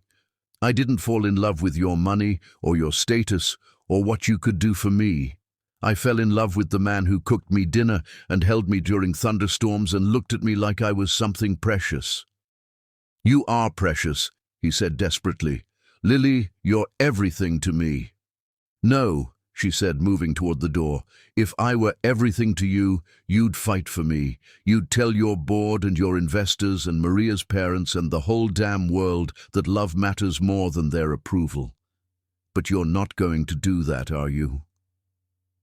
The silence that followed was answer enough. "I'll send someone for my things," she said, her hand on the doorknob. "Don't contact me again, Jared. When you're ready to choose love over fear, you know where to find me. But I won't be your secret shame or your temporary inconvenience." She walked out of his penthouse with her head held high. But by the time she reached the lobby, tears were streaming down her face. Outside, the photographers were still waiting, and their cameras flashed like lightning as she emerged onto the street. Miss Morris, any comment on your breakup? How much did Orton pay you to disappear? Was it all about the money?" Lily ignored them all, hailed a cab, and disappeared into the night, leaving behind the man who had shown her what love could feel like, and then taught her exactly how much it hurt when that love wasn't strong enough to overcome the world's cruelty. In his penthouse, Jared stood at the window watching her taxi disappear into traffic and realized he'd just made the biggest mistake of his life. But by then, it was too late to take it back. The woman who had brought light into his dark world was gone, and he had no one to blame but himself. Chapter 7. Hearts in Exile. Some wounds, Lily discovered, were too deep for time to heal. They just learned to bleed more quietly, a constant ache that colored every breath until you forgot what it felt like to live without pain. 4 months. 4 months since she'd walked out of Jared's penthouse and out of his life, and still she woke every morning with his name on her lips and his phantom touch burning her skin. She'd thrown herself into work with the desperate intensity of someone trying to outrun her own heartbreak, taking on extra shifts, building her catering business with single-minded determination, anything to keep her hands busy and her mind occupied. It wasn't working. "You're going to burn yourself out," Amara said, watching Lily meticulously pipe frosting onto wedding cupcakes at 2 in the morning. Their tiny apartment had been transformed into a makeshift bakery, every surface covered with mixing bowls and piping bags, and the detritus of a business born from desperation. "I'm fine," Lily replied automatically, the same lie she'd been telling herself and everyone else for months. Mrs. Henderson's daughter deserves perfect cupcakes for her wedding. Mrs. Henderson's daughter deserves cupcakes made by someone who isn't slowly dying of heartbreak, Amara said gently. "Honey, when's the last time you slept more than 4 hours? When's the last time you ate an actual meal instead of just surviving on coffee and stubbornness?" Lily's hands stilled on the piping bag. The truth was, she couldn't remember. Ever since leaving Jared, she'd been running on autopilot, going through the motions of living without actually being alive. Food had no taste. Sleep brought dreams that tormented her, and every morning felt like an uphill battle just to get out of bed. "I'm building something," she said finally. "The catering business is taking off. I'm booked solid for the next 2 months." "And that's wonderful," Amara said, sitting down across from her. "But success won't fill the hole in your heart, Lily. And you can't keep pretending that you're not dying inside." Lily set down the piping bag and finally looked at her best friend, really looked at her. Amara's dark eyes were full of concern and love, and the kind of understanding that came from knowing someone's soul. They'd been friends since college, had weathered every storm together, and if anyone could see through Lily's carefully constructed facade, it was Amara. "What am I supposed to do?" Lily whispered, and for the first time in months, she let her true feelings show. "I'm in love with a man who chose everything else over me, who let me walk away because it was easier than fighting for what we had." "Have you considered that maybe he's suffering too?" Amara asked gently. "Good," Lily said, but there was no heat behind it, just exhaustion. "I hope he is. I hope he misses me every day and regrets letting me go." But even as she said it, she knew it wasn't true. She didn't want Jared to suffer. She wanted him to be happy, even if that happiness didn't include her. She wanted him to find peace, even if the knowledge that he could live without her was slowly killing her. "The gossip blogs say he's been a hermit," Amara said carefully. "No public appearances, no dates, no social events. Sebastian Sterling told Entertainment Tonight that Jared's been focusing on work and personal reflection." Lily's heart clenched at the mention of his name, but she forced herself to stay focused on the cupcakes. "That's not my problem anymore." "Isn't it?" Amara challenged. "You're both miserable, Lily. You're both in love with each other. Maybe it's time to stop being stubborn and—" "And what?" Lily snapped, her carefully controlled emotions finally breaking free. "Go crawling back to him? Beg him to love me enough to actually fight for me? I have some pride left, Amara. Not much, but some." Amara reached across the table and took her hands, stilling their trembling. "I'm not saying crawl back to him. I'm saying maybe it's time to forgive him. And maybe it's time to forgive yourself." "For what?" "For falling in love with someone whose world was too different from yours.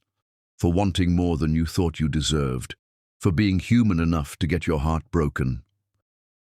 The words hit too close to home, and Lily felt tears pricking at her eyes for the first time in weeks. She'd been so angry for so long, angry at Jared, angry at his world, angry at herself for being naive enough to believe in fairy tales that she'd forgotten how to feel anything else. "I miss him," she admitted quietly, the words scraped raw from her throat. "I miss him so much I can barely breathe sometimes. I miss the way he looked at me, the way he held me, the way he made me feel like I was the most important person in the world." "Then maybe—" "But missing him doesn't change what happened," Lily continued, her voice growing stronger. "It doesn't change the fact that when push came to shove, he chose his reputation over our love. It doesn't change the fact that he was willing to throw away what we had the moment it became inconvenient." Across the city, in a penthouse that had become more mausoleum than home, Jared Orton was discovering that success meant nothing when you had no one to share it with. You look terrible, Sebastian said bluntly, setting a cup of coffee on Jared's desk and taking in his best friend's appearance with obvious concern. Jared's usually impeccable grooming had given way to wrinkled shirts and shadowed cheeks, and his eyes held the hollow look of a man who'd forgotten how to sleep. I feel worse than terrible, Jared replied, not bothering to look up from the business reports that had been sitting unread on his desk for hours. The quarterly numbers meant nothing when every achievement felt empty, when every success was just another reminder of what he'd thrown away. The board meeting went well, Sebastian offered. The investors are pleased with third-quarter projections. Wonderful for them. Jared. Sebastian's voice carried the weight of decades of friendship. This self-destruction has to stop. You can't keep punishing yourself like this. Can't I? Jared finally looked up, and Sebastian was shocked by the devastation he saw in his friend's expression. I destroyed the most precious thing I've ever found, Sebastian. I had a woman who loved me for who I am, not what I own, and I threw her away like she was disposable. You were trying to protect her. I was protecting myself, Jared interrupted bitterly. I was so terrified of being vulnerable again, so afraid of risking my carefully controlled world, that I convinced myself I was being noble. But the truth is, I was just a coward. Too scared to fight for love, too weak to choose her over everyone else's expectations. So why don't you fight for her now? Sebastian asked. Go to her. Tell her you made a mistake. Tell her you love her. Jared laughed, but there was no humor in it. And say what? Sorry I abandoned you when you needed me most, but I've realized I can't live without you. She deserves better than that, Sebastian. She deserves better than me. Doesn't she deserve the choice? The question hung in the air between them, and for a moment, Jared allowed himself to imagine what it would be like to see Lily again. To look into her beautiful dark eyes and tell her that not a day had passed without him thinking of her, without him regretting his choices, without him wishing he could go back and be the man she deserved from the beginning.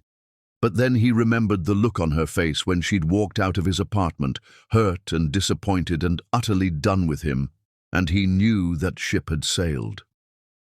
She made her choice when she left, he said quietly. I have to respect that, even if it's killing you both. Jared didn't answer, because they both knew the truth. He was dying without her. Had been dying slowly for 4 months, going through the motions of living while feeling like a ghost of himself. But loving someone sometimes meant letting them go, even when it destroyed you in the process. That night, as Lily finally fell into an exhausted sleep surrounded by wedding cupcakes and dreams of what might have been, Jared stood at his penthouse window, looking out at the city lights and wondering if she was somewhere out there thinking of him too. Neither of them knew that fate was already conspiring to bring them back together, that circumstances beyond their control were about to test whether love really could conquer the pride and fear that had torn them apart. But they would find out soon enough, because some love stories are too powerful to end with goodbye, no matter how final that goodbye feels at the time. Chapter 8. Fate Intervenes. Sometimes the universe has to break your heart twice before it can put it back together, and sometimes the second breaking is what finally teaches you that love is worth fighting for, no matter the cost. The call came at 3:47 a.m. on a Tuesday, shattering Lily's restless sleep like glass. She fumbled for her phone, heart already racing with the premonition that only came with calls at ungodly hours. Someone was hurt. Someone was dying. Someone needed her right now. Lily? Marcus's voice was tight with fear and exhaustion. It's Granny. She's in the hospital. The world tilted sideways. Lily sat up in bed, suddenly wide awake despite having fallen asleep less than 2 hours earlier. What happened? Heart attack, Marcus said, and she could hear him struggling to hold himself together. She was gardening this afternoon, felt dizzy and short of breath. Mrs. Rodriguez found her collapsed on the porch around evening. The paramedics said she'd been down for maybe 20 minutes before they got her heart beating steady again. She's been in surgery for 8 hours now. Lily was already moving, throwing clothes into a bag with shaking hands. What do the doctors say? They're not sure yet. The damage is extensive, and at her age... Marcus's voice broke. Lily, you need to come home. The surgeon says the next 48 hours will determine everything. I'm on my way, she said, her voice steadier than her hands. I'll catch the first flight to Savannah. There's more, Marcus said quietly. The surgery, it's expensive. Even with her Medicare, the cardiac surgeon is talking about procedures that could cost hundreds of thousands. The insurance company is already talking about what they won't cover. Lily's stomach dropped. She'd been sending money home every month, but her catering business was still new, still building. She had maybe 10,000 in savings, a drop in the bucket compared to what they were facing. We'll figure it out, she said, though she had no idea how. Family first. Always. We'll find a way. 6 hours later, she was on a plane to Savannah, her eyes red from tears and exhaustion, her phone buzzing with medical bills and insurance forms and the crushing weight of responsibility. Esperanza Morris had raised her and Marcus after their parents died, had given them love and stability and everything she had. Now it was Lily's turn to take care of her, no matter what it cost. The cardiac unit at Memorial University Medical Center was a symphony of beeping machines and hushed conversations, the kind of place where hope and despair walked hand in hand down sterile corridors.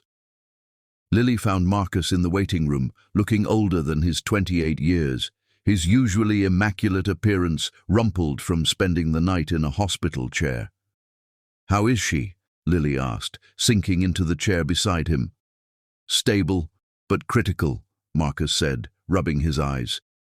"The surgeon says the next 48 hours are crucial. If she makes it through that, then we can start talking about long-term care. Can I see her? Family only, 2 at a time, 5 minutes every hour." Marcus managed a weak smile.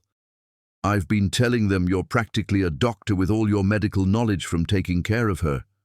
Lily squeezed his hand, drawing strength from his presence.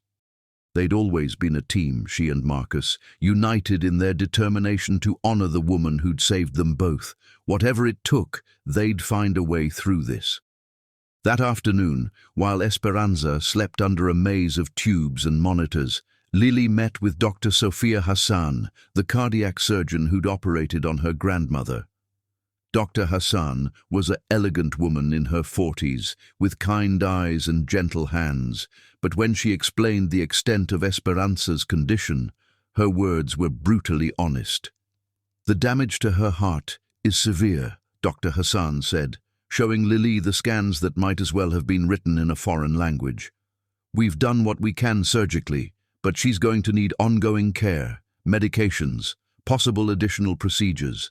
The best-case scenario is that she'll need a cardiac rehabilitation program, daily monitoring, a completely supervised care environment." "What are we talking about financially?" Lily asked, dreading the answer. "With insurance, you're looking at probably 200,000 over the next year minimum. Without insurance..." Dr. Hassan's expression was sympathetic but realistic. "Much more." The number hit Lily like a physical blow. $200,000. She could cater every wedding in Georgia for the next 5 years and still not have that kind of money. And that was just the beginning. If Esperanza needed additional surgery, if complications arose, the costs could skyrocket even higher. "I need to make some calls," Lily said, her mind already racing through possibilities. She could sell everything she owned, take out loans, mortgage her future against her grandmother's health. Whatever it took. That evening, as she sat beside Esperanza's bed, holding her grandmother's hand and watching her chest rise and fall with mechanical precision, Lily felt more alone than she ever had in her life. Marcus was handling the insurance paperwork, but they both knew it wouldn't be enough. She needed a miracle, and miracles didn't come to girls like her. Her phone rang softly, and she glanced at the screen before answering. "Amara." Honey, I heard about your grandmother. Amara's voice was warm with concern. How is she? Not good, Lily said quietly, stepping into the hallway so she wouldn't disturb the other patients. The surgery went well, but the long-term care is going to be expensive. How expensive? Lily told her, and heard Amara's sharp intake of breath. Oh, sweetie, what are you going to do? I don't know, Lily admitted. Sell my business, probably. Take out every loan I can qualify for. Figure out how to make it work, because that's what family does. There was a pause on the other end of the line, and when Amara spoke again, her voice was careful. Lily, I need to tell you something. About Jared. Lily's heart clenched at the mention of his name. I don't want to hear about him right now, Amara. I can't handle... He's been asking about you, Amara interrupted. Sebastian called me last week. Jared wanted to know if you were okay, if you were happy, if there was anything you needed.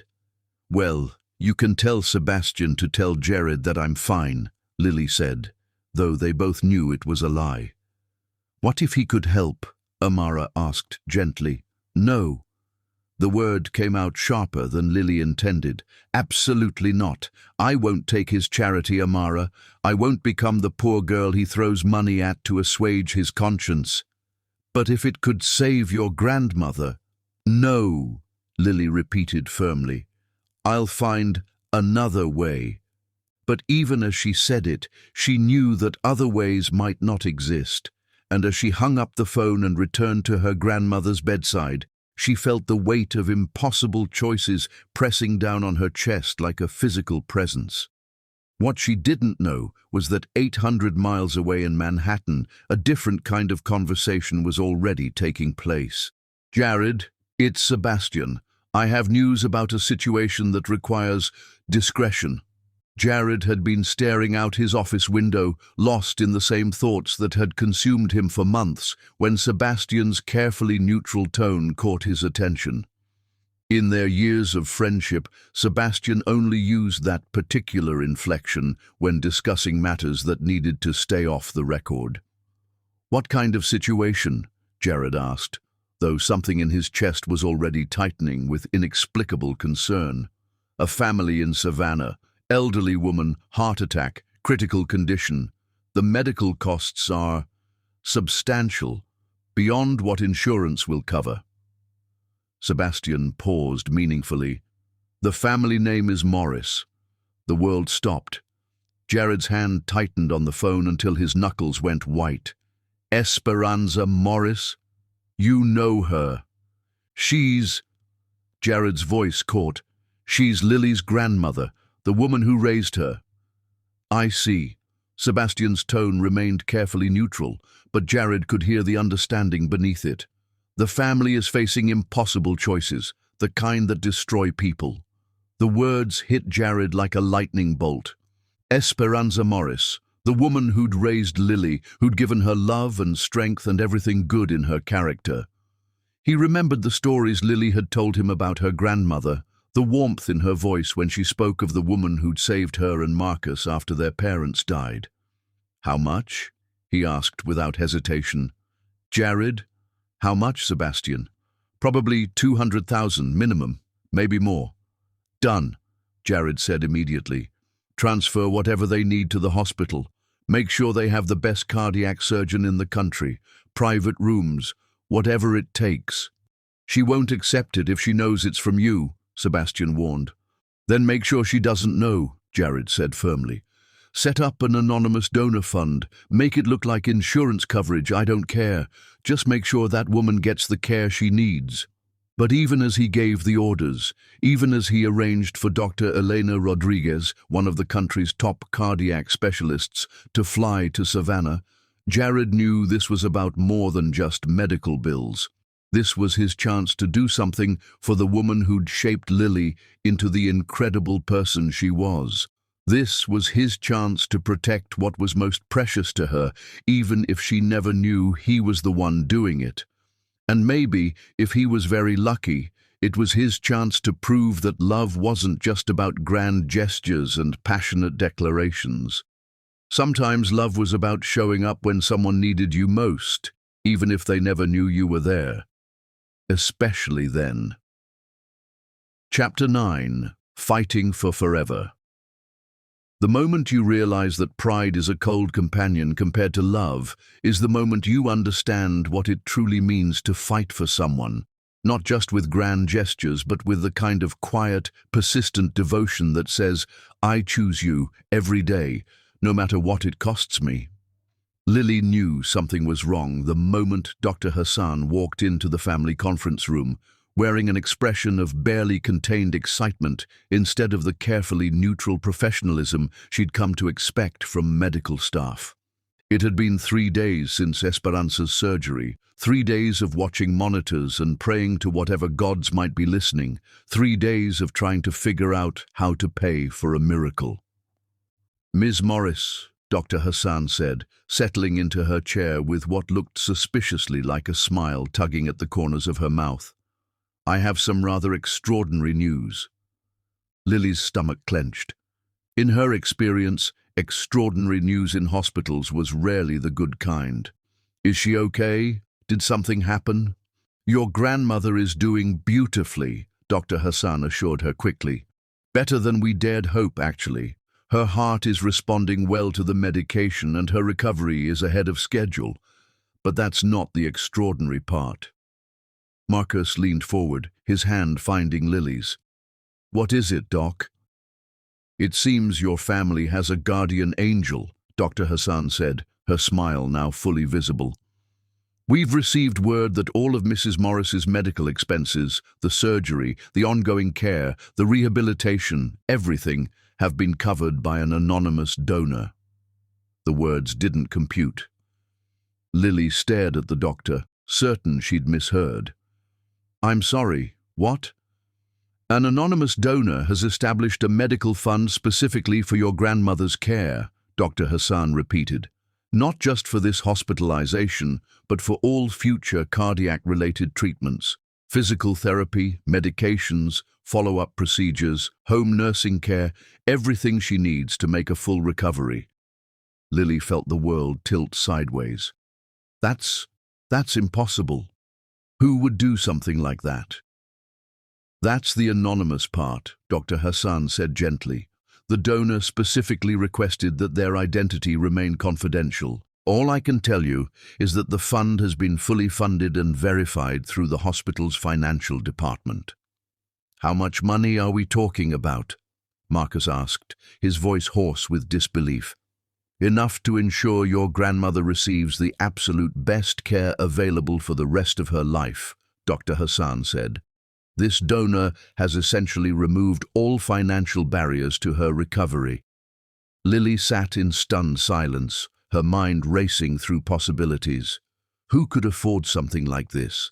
Who would want to help her family without seeking recognition or gratitude? The answer that kept circling in her head was one she didn't want to acknowledge, because acknowledging it would mean facing feelings she'd spent months trying to bury. "I need some air," she said suddenly, standing so quickly that her chair scraped against the floor. I'll be right back." She fled the conference room and found herself in the hospital's small garden, a pocket of green in the middle of all the sterile efficiency. Her phone was in her hand before she'd consciously decided to make the call, her fingers moving with muscle memory as she dialed a number she knew by heart but hadn't used in 4 months. It rang twice before a familiar voice answered. "Sebastian Sterling." "It's Lily," she said without preamble. "We need to talk." There was a pause, and when Sebastian spoke again, his voice was careful. "Lily, how's your grandmother?" "Cut the crap, Sebastian," she said, surprising herself with the steel in her voice. "I know it was him. I know Jared paid for everything." Another pause, longer this time. "I don't know what you're talking about." "Don't lie to me," Lily said, pacing across the small garden like a caged animal. "Anonymous donor, really? How many people do you know who have enough money to cover hundreds of thousands in medical bills and who would care enough about my grandmother to do it?" "Lily, where is he?" she demanded. I know he's in Savannah. Don't even try to tell me he arranged all this from New York." The silence stretched so long that Lily thought Sebastian might have hung up. Then, "He's staying at the Bohemian Hotel, room 412. But Lily, he doesn't know I'm telling you this." "Good," she said grimly. "I want the element of surprise." The Bohemian Hotel was exactly the kind of place Jared would choose. Elegant, expensive, discreet. Lily marched through the marble lobby like a woman on a mission, ignoring the curious stares of other guests as she bypassed the elevators and took the stairs two at a time.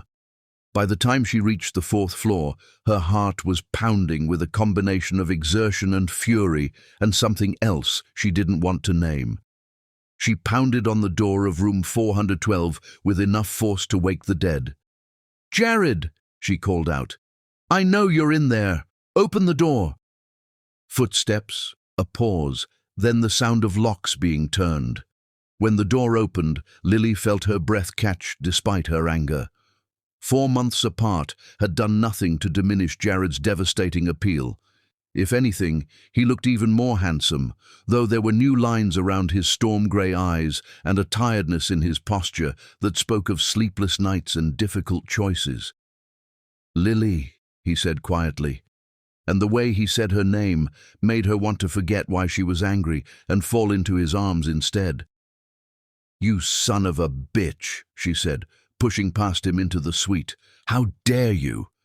Jared closed the door and turned to face her, his expression carefully neutral. "How dare I what?" "Don't play dumb with me," she snapped, spinning to face him with fire in her eyes. "The anonymous donor, the medical fund. Did you really think I wouldn't figure it out?" "I hoped you wouldn't," he admitted, and the quiet honesty in his voice took some of the wind out of her sails. "Why?" she demanded.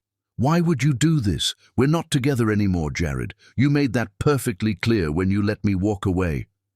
"Because I love you," he said simply, and the words hit her like a physical blow. "Because your grandmother is the most important person in your world, and I couldn't stand the thought of you losing her because of money, because sometimes love means doing what's right, even when there's nothing in it for you." Lily stared at him, seeing the man she'd fallen in love with beneath the careful businessman's facade. "You think you can just throw money at the problem and make everything okay? You think you can buy your way back into my good graces?" "No," Jared said, moving closer but not touching her. "I think I can show you that I've learned something about what really matters.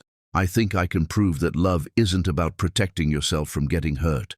It's about being willing to get hurt if it means keeping the people you love safe." "Pretty words," Lily said, but her voice lacked conviction. "But words are easy, Jared. It's actions that matter." "Then let me tell you about my actions," he said, his eyes never leaving her face. "I've spent the last 4 months realizing what an idiot I was. I've thought about you every single day, dreamed about you every night, and wished I could go back and be the man you deserved from the beginning." "Jared, I'm not finished," he said firmly. "When Sebastian told me about your grandmother, I didn't hesitate. Not for a second. Because that's what you do when you love someone. You show up when they need you, even if they don't want you there. Even if they'll never know you were there." Lily felt tears pricking at her eyes, but she blinked them back furiously. "It doesn't change what happened between us. It doesn't change the fact that you chose your reputation over our love." "You're right," he said, and the admission surprised her. "I did choose wrong. I was scared and stupid, and I let other people's opinions matter more than the only opinion that should have counted. Yours. But I'm not that man anymore, Lily. The man I am now would burn down the whole damn world before he'd let anything hurt you." "Prove it," she said, the words escaping before she could stop them. Jared's eyes flashed with something that looked like hope. "How?" Lily looked at him, really looked at him, and saw not the billionaire who'd broken her heart, but the man who'd cooked dinner for her and held her during thunderstorms and loved her like she was something precious. The man who'd secretly flown 800 miles to make sure her grandmother got the care she needed, even though he had no guarantee that she'd ever forgive him. "Start by telling me the truth," she said quietly. "All of it. Why you're really here, what you want from me, what you're prepared to do if I can never trust you again." Jared took a deep breath, and when he spoke, his voice carried the weight of 4 months of regret and longing and love that had never dimmed despite everything that had gone wrong between them. "I'm here because I can't live without you," he said. "I want another chance to love you the way you deserve to be loved, fearlessly, completely, without reservation. And if you can never trust me again, if you can never forgive me for being such a coward." He paused, his voice breaking slightly. "Then I'll spend the rest of my life making sure you never need anything, even if I can never be the one to give it to you directly." The absolute honesty in his words broke something open in Lily's chest, all the anger and hurt and carefully constructed walls crumbling in the face of a love that had traveled 800 miles just to make sure she didn't have to face her worst nightmare alone. "Jared," she whispered, and this time when the tears came, she didn't try to stop them. "I love you, Lily Morris," he said, stepping closer until she could feel the warmth radiating from his body. "I love your strength and your stubborn pride, and the way you make me want to be better than I am. I love you enough to fight for you this time, even if the whole world thinks I'm crazy."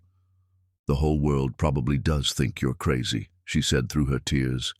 "Good," he said fiercely. "Let them think whatever they want. The only opinion that matters to me is yours." And standing there in that hotel room, looking into the storm-grey eyes of the man who'd secretly saved her grandmother's life without asking for anything in return, Lily realized that sometimes love really could learn from its mistakes. Sometimes people really could change. Sometimes forever was worth fighting for, even when everything seemed impossible. "One more chance," she whispered. "But if you break my heart again, Jared Orton—" "I won't," he said, reaching up to cup her face with hands that trembled slightly. "I swear to you I won't." And as he kissed her for the first time in 4 months, Lily felt her heart begin to heal from the inside out. Chapter 10. Love. Eternal. True love, Lily learned, wasn't the lightning strike that brought 2 people together. It was the steady flame that burned between them every day after, growing stronger with each choice to stay, to fight, to believe in forever, even when forever seemed impossible. 18 months later, she stood in the bridal suite of the Orton Grand Hotel, the same place where she'd first fallen into Jared's arms during that thunderstorm, and marveled at how far they'd come. The time since their reconciliation in Savannah had been spent rebuilding trust, learning to communicate openly, and proving to each other that their love was strong enough to weather any storm. They'd taken it slow this time, no rushing into passion without foundation, no grand gestures without substance. Just 2 people choosing each other day by day, until choosing each other forever felt as natural as breathing. "Oh, honey," Amara breathed, adjusting the delicate lace veil that had belonged to Jared's grandmother. "You look absolutely perfect." "I feel perfect," Lily said, and meant it. "For the first time in my life, I feel like everything is exactly as it should be." The past year and a half hadn't been easy. There had been difficult conversations, hurt feelings to heal, trust to rebuild brick by brick. The media attention had been intense when news of their reconciliation broke, but this time, Jared had handled it differently. This time he'd stood in front of cameras and declared his love for her without apology or explanation, making it clear that anyone who had a problem with their relationship could take it up with him personally. "Ms. Morris." A soft knock at the door interrupted her thoughts. "Your grandmother would like to see you." Esperanza Morris entered the bridal suite, moving slowly but steadily, her recovery nothing short of miraculous. The woman who'd nearly died of a heart attack was now glowing with health and happiness, wearing a deep purple dress that Jared had insisted on buying for her despite her protests about the expense. "Mija," Esperanza said, tears already streaming down her cheeks as she took in Lily's appearance. "You look like an angel." "Don't cry, Granny," Lily said, though her own eyes were misty. "You'll ruin your makeup." "Let me cry," Esperanza said fiercely, taking her granddaughter's hands. "I'm allowed to cry when my baby girl is marrying the man who saved my life." "He saved mine too," Lily said softly, "in more ways than one." Esperanza studied her granddaughter's face with the wisdom of someone who'd lived long enough to recognize real happiness when she saw it. "You love him." "With everything in me," Lily confirmed, "and more importantly, I trust him. Completely." "Good," Esperanza said, squeezing her hands. "Because trust is what makes love last, Mija. Passion fades, beauty fades, but trust, that only grows stronger with time." Downstairs in the hotel's presidential suite, Jared was having his own pre-wedding conversation with Sebastian, who was serving as his best man for the second time in his life, though this wedding felt completely different from his first. "Nervous?" Sebastian asked, adjusting Jared's tie with the expertise of someone who'd been handling details for his best friend for over a decade. "Terrified," Jared admitted, but his smile was radiant. What if she changes her mind? What if she realizes she could do better? "Then she'd be an idiot," Sebastian said bluntly. "And Lily Morris is many things, but an idiot isn't one of them. She loves you, Jared, the real you, not the billionaire facade or the public image. That's a rare gift." Jared nodded, thinking about the woman who'd challenged him to be better, who'd seen through his wealth and status to the man underneath, who'd forgiven him for the biggest mistake of his life and trusted him with her heart again. "I still can't believe she said yes," he said quietly. "Neither can half of Manhattan's society pages," Sebastian said with a grin, "but the only opinion that matters is hers, right?" "Right," Jared agreed, straightening his shoulders. "Let's go get me married." The ceremony was being held in the hotel's rooftop garden, the same space where they'd shared their first kiss under the stars. Jared had wanted something intimate, personal, a celebration of their love rather than a display of wealth. The guest list was small: family, close friends, the people who truly mattered to both of them. As Jared took his place at the altar, flanked by Sebastian and Marcus, who'd surprised everyone by accepting Jared's request to stand as a groomsman, he looked out at the assembled guests and felt a peace he'd never experienced before. His business associates were there, but so were Lily's co-workers from the catering company. Manhattan socialites sat next to Esperanza's church friends from Savannah. Dr. Hassan was in the front row next to Alessandro Rivera, the restaurant owner who'd given them the perfect first date. This was what love looked like, Jared realized. Not the careful segregation of different worlds, but the beautiful chaos of two lives blending into one. The music began, not the traditional wedding march, but the jazz standard At Last that had been playing in Alessandro's restaurant the night they'd first said they loved each other. And then Lily appeared at the end of the aisle, and Jared forgot how to breathe. She was devastating in her simple elegance, but more than that, she was radiant with happiness. As she walked toward him, escorted by Marcus, her eyes never left Jared's face, and the love he saw there nearly brought him to his knees. "You clean up nice," she whispered when she reached him, her eyes sparkling with mischief. "You're the most beautiful woman who's ever lived," he whispered back, meaning every word. The ceremony was officiated by Father Miguel Santos, the priest who'd counseled them both through their separation, and who'd insisted that any wedding he performed should focus on the sacred nature of the commitment they were making to each other. "Marriage," Father Miguel said, his voice carrying across the garden, "is not just the joining of two people, but the creation of something entirely new. Jared and Lily, you have already weathered storms that would have destroyed lesser loves. You have learned that real love isn't about perfection. It's about choosing each other every day, even when that choice requires courage. When it came time for vows, Jared went first, his voice steady despite the emotion threatening to overwhelm him. "Lily," he said, his hands gripping hers like lifelines, "you crashed into my life like lightning, and you've been illuminating my world ever since. You taught me that love isn't something to be feared or controlled, but something to be celebrated and fought for. You saw through all my walls to the man I could be, and you loved me anyway. I promise to spend the rest of my life being worthy of that love. I promise to choose you every day, in every way, for all the days of my life." Lily's vows were delivered through tears of joy. "Jared, you caught me when I was falling, and you've been holding me up ever since. You showed me that love doesn't have to be practical to be real, that sometimes the most impossible dreams are the ones worth fighting for. You've given me a love that feels like coming home to myself. I promise to love you fearlessly, to trust you completely, and to build a life with you that's worthy of the miracle we found in each other." When Father Miguel pronounced them husband and wife, when Jared kissed her with a tenderness that made the assembled guests sigh collectively, when they turned to face their family and friends, as Mr. and Mrs. Orton, Lily felt like the universe had finally clicked into place. The reception was a celebration of everything their love represented. Elegant but warm, sophisticated but genuine.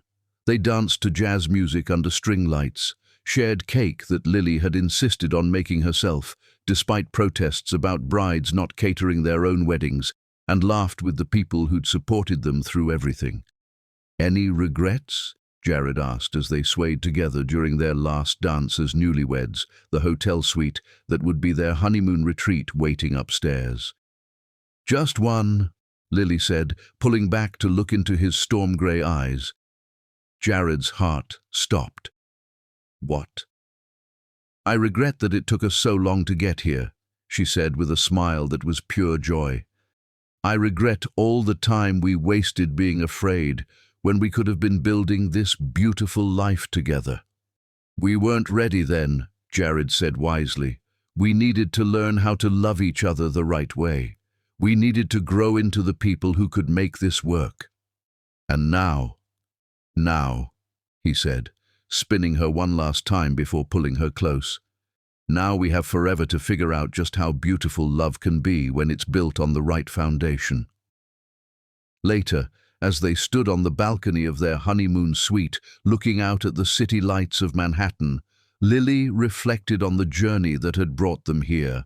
From a chance meeting during a thunderstorm to a love that had survived heartbreak and separation and everything the world had thrown at them. "What are you thinking about?" Jared asked, wrapping his arms around her from behind. "Lightning," she said, leaning back against his chest. "And how sometimes the most dangerous storms bring the most beautiful things.